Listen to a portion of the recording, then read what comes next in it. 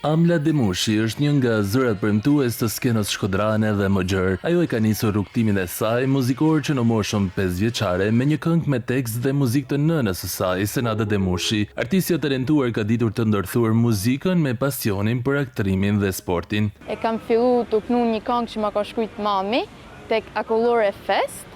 Më pas kam fillu me korin e bilbilave të qendrës kulturore të fëmijëve Kujti Malia, që fillova me u rrit më tepër, me marrë më tepër eksperiencë.